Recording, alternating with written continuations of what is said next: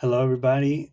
Today we're actually going to be talking about two ideas that I feel like are kind of related, but I actually want to know more about it. So I asked ChatGPT to break it down for me, and we're doing a little bit different. We're doing something a little bit different right now, which is kind of like doing this little bit of a podcast audio only segment. I feel like this is maybe a little bit better to go about it because well, when I make my videos, typically you just see me or see my face and that's it. I don't really use pictures, but I feel like this allows people to maybe like put it as background noise or like to be learning while you're also doing other things like cleaning your house or whatever the case may be. So I feel like that's also important. But anyway, we're gonna get into it. Fools games and suckers games. So this is interesting for me because, well, a little bit of context. Just recently, I was studying or I was getting into the topic of addiction, and I was actually looking into addiction because, well, I'm reading Alan Carr's "How to Quit Drinking" or "How to Stop Drinking" book. But Jubilee just recently put out a video titled "One Psychiatrist versus 20 Depressed People." And one thing I noticed about depressed people, which, I may be wording it incorrectly or something, but, and I apologize if I am, I apologize for my ignorance, but something I noticed in depression or like these people, for example, and at one point, the psychiatrist actually got frustrated with one of the persons that was there, one of the girls that was there, is like the fact that you like all of these people that are depressed, and I imagine like people that are also addicts, you understand what's being said, you understand the consequences, you understand everything like on a cognitive mental level, you get it, but somehow you keep going back to that, right? And I'm not saying that addiction is like depression, but I feel like there's some correlation there, or there are some similarities, at least behavior wise, that may have to do with emotion. So emotion may be overriding logic in these cases because you could say, well, like I understand that I need to have a high self-esteem, that I need to take care of myself, that I need to value myself, my friendships.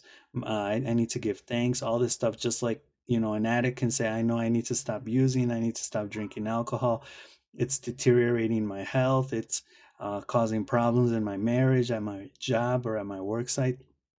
So I understand all that logic.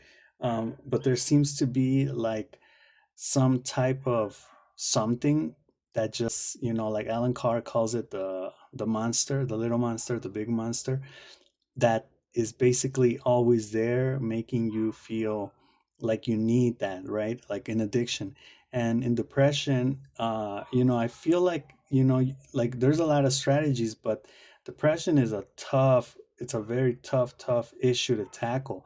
I mean, there's no straightforward solution to depression, and I feel like maybe even at times anxiety is, to a certain extent, easier to cure, because when you're talking to an anxious person, I feel like if an anxious person treats an anxious person, they'll get it. And I feel like it has a lot to do, again, with logic, with the way you're thinking about things, right? Like one of the most important, like I'm very anxious. One of the most important things I learned from my time studying anxiety and trying to overcome it was when uh, like they made this distinction between the likelihood of something happening or the probability of it happening versus the possibility of it happening, right? So you think it's possible that a meteor can strike Earth right now. It's possible that the moon can crash into the earth. It's possible that tomorrow the sun won't come up. It's possible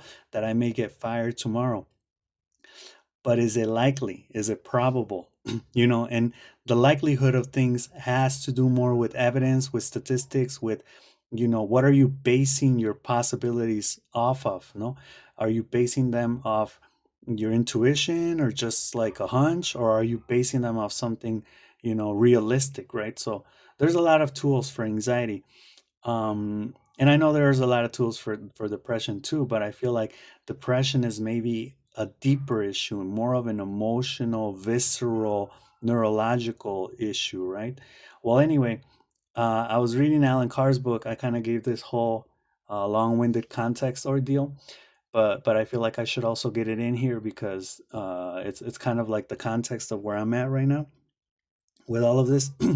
And Alan Carr at one point mentions that like thinking that you can be a normal drinker and maybe just go back to like a drink or two when you're out having fun or whatever is a fool's game, right? And it got me thinking about that expression, like a fool's game. Like, what are some examples of fool's games, right? And then at one point, I'm going to be reading what ChatGPT told me, but at one point it says that, when people, it says here, people may refuse to cooperate and act in their own self interest, which is a sucker's game. So then I was like, whoa, like what's the difference? What are some examples? What are the conditions of a fool's game and a sucker's game? Why would people participate in this? So we're going to get into all of this right now. So, first of all, or starting with fool's games, people play fool's games, which are defined either as irrational, self defeating behavior or strategically pretending to be naive. They play these games to navigate social power dynamics, manage fear, or gain an advantage. It is a tool for disarming others, avoiding responsibility, or observing, while often stemming from a fear of being manipulated themselves. So, I don't know. This is paradoxical because at times you can say, well, I'm trying not to be manipulated, but I'm going to play a fool's game. I'm going to make people believe that I'm a fool, so they don't get an upper hand, or they don't get an upper hand on me, or they don't manipulate me, right? And there's a couple things going on here with this definition, right? It's either irrational, self-defeating behavior. So I don't want to be defeated. I don't want to be manipulated. I don't want to be cheated, right? I don't want to be lied to. I don't want to lose, but I put myself in these positions, right? Or it's a strategy, right? I'll pretend to be naive. I'll pretend to be a fool. I'll pretend to be stupid so I get, an advantage in some way. So here's a breakdown of why people play these rules. The first one is going with the strategy perspective. Strategic disarming. By playing the fool, pretending to know less than they do, than the other people do, people can make others lower their guard, revealing their true intentions or hidden information, right?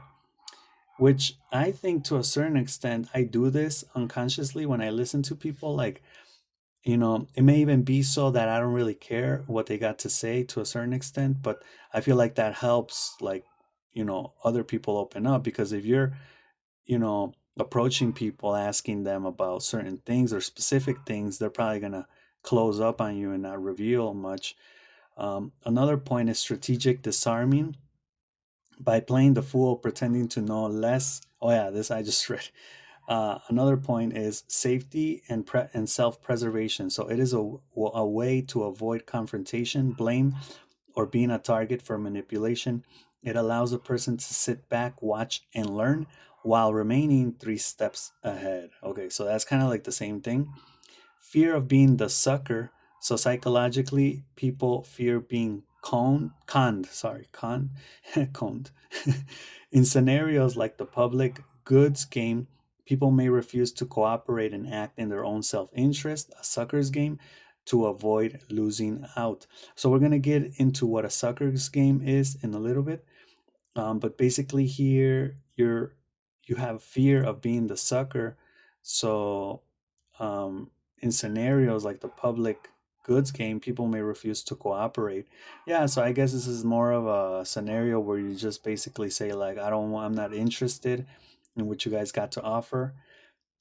Next point is control and power dynamics. While it seems passive, acting ignorant can be a proactive way to maintain composure, dignity, and control in toxic environments or when dealing with deceitful people.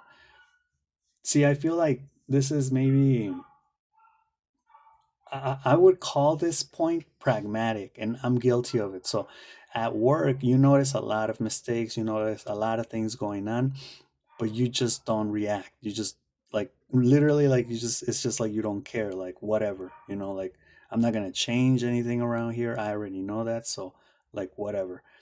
Um, so I guess, but I wouldn't really call this a fool's game, right? This is just more of being, yeah, like, strategic. um, but yeah, I guess you would be playing a fool to a certain extent. So the last point is avoiding accountability, which is sometimes feigning ignorance is a tactic to avoid taking responsibility or to avoid being asked to complete tasks, as others may assume they are incapable. Okay, so this reminds me of the person that was told to wash dishes and then they break dishes, or they break like a plate. So then people are like, okay, don't put that guy, don't send him to wash dishes because he's just going to break the dishes. But he's breaking the dishes on purpose, so they think he's, clumsy, and so he doesn't have to wash the dishes, right? So in short, playing the fool is often an intelligent defensive strategy, a wisdom in disguise used to outmaneuver someone who underestimates them. um, yeah, I feel like this really went for the strategic definition of a fool's game. I guess in this case, the fool, or the quote unquote fool, would be making a fool out of the other people, no? So we also have the primary difference. Okay, so then this is between a fool's game and a sucker's game. The primary difference lies in the nature of the trap. A sucker's game is a rigged, unfair scenario where someone is intentionally cheated, while a fool's game is an inherently pointless or unwise action that one brings upon themselves, often driven by pride or lack of foresight. Yeah, so this is the definition that I'm looking for on a fool's game, right? So let's get into this. A sucker game, first of all, is focused on being exploited by another, whereas a fool's game focuses on one's own poor judgment. So I guess the attacker, to a certain extent, would be developing or creating a sucker's game focused on exploiting another person. Um, oh, no, no, it says exploited by another, where a fool's game is just based on one's poor judgment. So I guess like a sucker's game is when a person is trying to cheat you, right? Like purposefully and deliberately. And a fool's game is just when, like, you just mess up, right? Like nobody's really after you. So it says a sucker's game, being cheated, the definition, an activity where the odds are heavily stacked against the player, usually designed to deceive them into losing money or dignity. A core element is intentional manipulation. There is usually a grifter and a mark. Okay, so that's a mark, I understand, is the person that typically is like the target, the objective. And a grifter here, it says a grifter is a person who swindles, tricks, or defrauds others out of money or property, typically using deception rather than force. So it's the con man, no? To a certain extent, it's the person that's gonna lie and cheat and steal, um, like Eddie Guerrero. No, I'm just playing. Anyway, the psychology then is the fear of being played for a sucker, appearing gullible, stupid, or weak. An example is a sucker bet in blackjack, a side bet with terrible odds, or a financial scheme where you are the greater fool holding the bag. Okay? Whereas a fool's game is, by definition, well, it says an unwise action, so it's a little bit less intense, we can say, than a sucker's game. The definition is a pointless, fruitless, or irrational pursuit that unlikely, uh, that's, I'm imagining here, is supposed to say, that's unlikely to produce a good outcome regardless of trickery. Core element, poor judgment or irrational stubbornness. Psychology, pride, ego, or refusal to accept reality. Example can be arguing with a stubborn person, attempting to market timed stocks in the short term, or continuing a failed business strategy just to prove a point. Oh, yeah, there was an example here for a fool's game, which would be like getting back together with your ex, right? So that's a clear example of a fool's game. So you already know what's going to happen. You already know you're going to lose, you're gonna end up getting hurt, but you still do it anyway, which is kind of related to addiction too. Well, when you know, right? Um, what's interesting to me, or like what would be an interesting question, would be in a fool's game, is the person that's getting tricked or the fool, does that person have to know they're being fooled, or can they not know and still, and it can still be considered a fool's game, right? Okay, so the comparison table is just basically a sucker's game. The origin is someone else rigs the game, yes. Whereas in a fool's game, you choose to play, right? So it's like more willingly. In a sucker's game, the primary emotion is fear of being duped or cheated, whereas in a fool's game is pride or stubbornness. In a sucker's game, the outcome is loss through manipulation, whereas in a fool's game is loss through bad decisions. Okay. In a sucker's game, the context is social or financial exploitation, whereas in a fool's game, it's pointless, useless efforts. Um, the key player in a sucker's game is the grifter, the one who steals, whereas in a fool's game is the fool who wastes his time or effort. And both types of games often result in the same outcome: the player losing time, money, or reputation. Okay, but there is a difference. And again, I can relate these. I don't know if it's right or wrong to do that, but I can relate it to a certain extent to addictions, we can say, and maybe even to all of these like emotional, like I feel like logic only takes us so far, only explains so much, right? Where eventually we start to enter this terrain of, like, what the hell is going on? Why are you not changing? Why are you not getting it? And I feel like that may have to do with the emotional, right? Like, that which cannot be explained by logic can only be explained by emotion, right? Which would be like the other side of the coin to a certain extent. So I can think of a student, for example, that maybe gets the class or doesn't get the class, and you can say, well, we've gone over this a million times. And again, it can be something emotional, it can be something neurological. It can have something to do with, like, I haven't eaten, I haven't had breakfast, I'm hungry, right? So that's also emotion, like I feel hungry.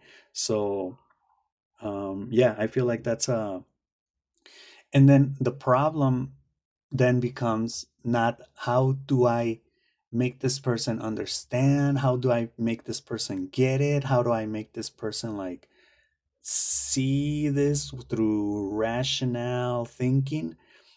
The problem actually becomes, how do I get this person to feel different, right? That's the key takeaway here. Like, we're dealing with emotions. And I think a lot of psychiatrists, like maybe this guy that's in Jubilee, just give people like medication, right? It's like, well, we need to change the way you feel. um it's popular right now to say we need to change your context, right? Which is right, but I think it leaves a hole or some type of gap that needs to be filled with maybe new research, which is good because that's what maybe a lot of people are becoming interested in. So anyway, we'll leave it at that, and I'll see you guys in the next uh, podcast video. All right, peace.